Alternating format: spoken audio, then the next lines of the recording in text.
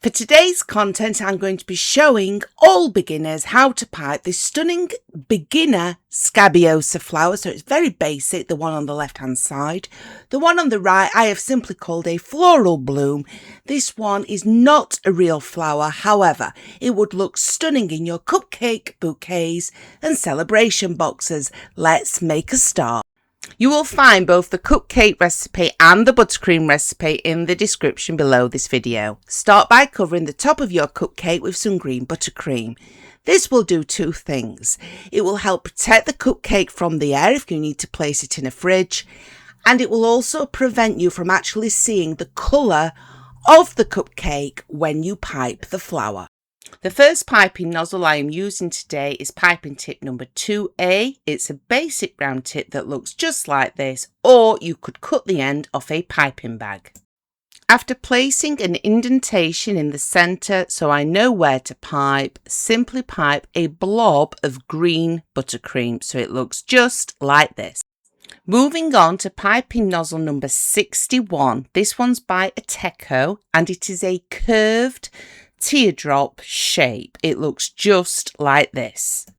Just so you have an idea how to fill the piping bag, where the thin end of the nozzle is, that's where I want my lovely deep blue colour. So I gently spread some of the buttercream up and inside the piping bag. Then off camera I simply add white to the rest. Now you don't need too much blue. This is just going on the rim of the flower. You just need to make sure it's at the thinner end of the piping nozzle.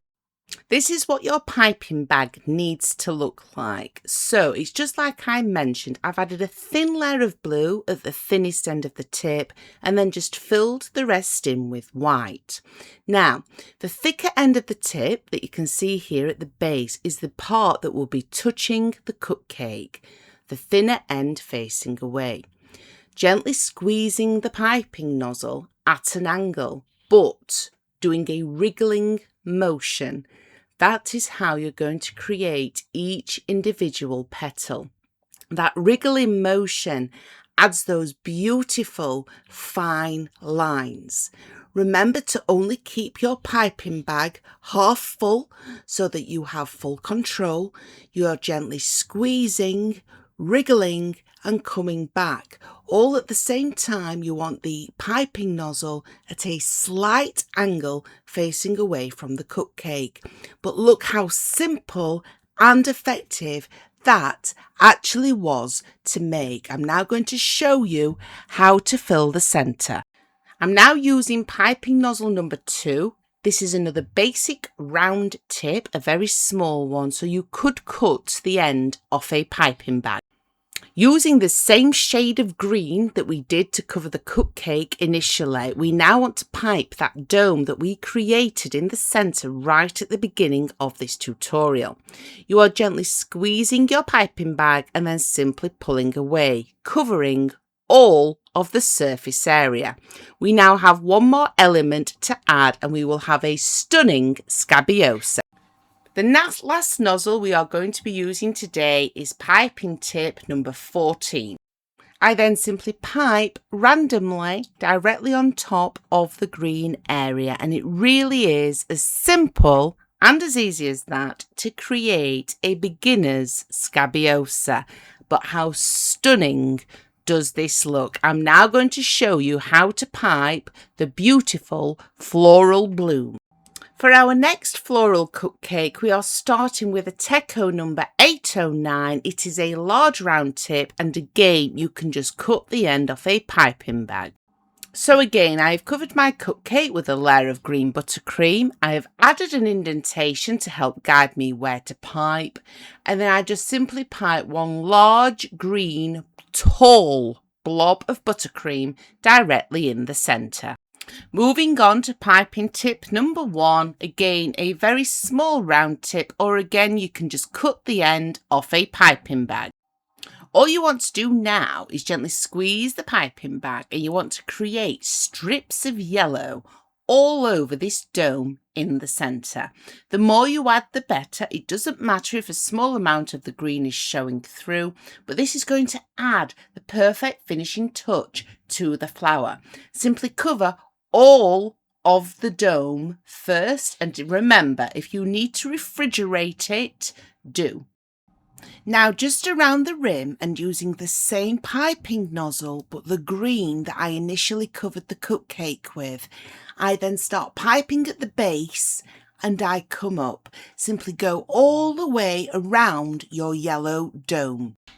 Moving on to piping tip number 352, usually used to make leaves. However, you can make some very interesting petals and it looks just like this.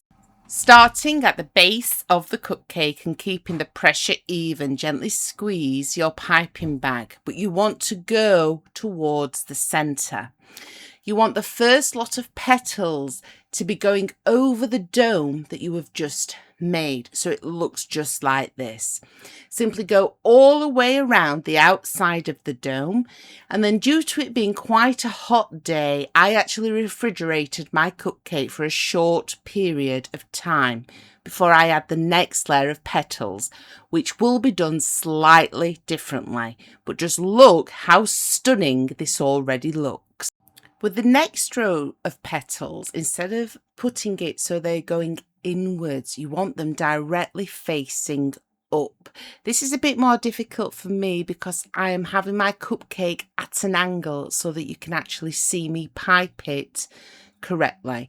So I'm just gently squeezing the piping nozzle. We are going around the next layer of petals that we've already had on there, and then you simply want to do this until you get to the outer edge of the cupcake. If at any point you struggle to pipe these due to your buttercream going soft, simply place the piping bag directly in the fridge for 5 to 10 minutes. This will just help firm up the buttercream. It's the same with your cupcake. If you are in the middle of a heat wave, this is something that would need to be kept refrigerated in order to prevent all of that buttercream from melting. But all in all, a very simple cupcake to pipe, very elegant. It would look stunning in your cupcake bouquets, and we've just got one last part to add. Using the same piping nozzle, all I do now is add a few green leaves just around the rim, gently squeezing the piping bag, but this time pulling away from the cupcake so that the leaves are at a completely different angle to the petals, and you want to go all around the outside until it is completed. How simple and easy was that to achieve, everyone? 2 beautiful floral cupcakes ready for both your bouquets and cupcake boxes. Happy baking, everyone. I really do hope I've helped you again today, and I'll be back soon with an awful lot more new, completely free content.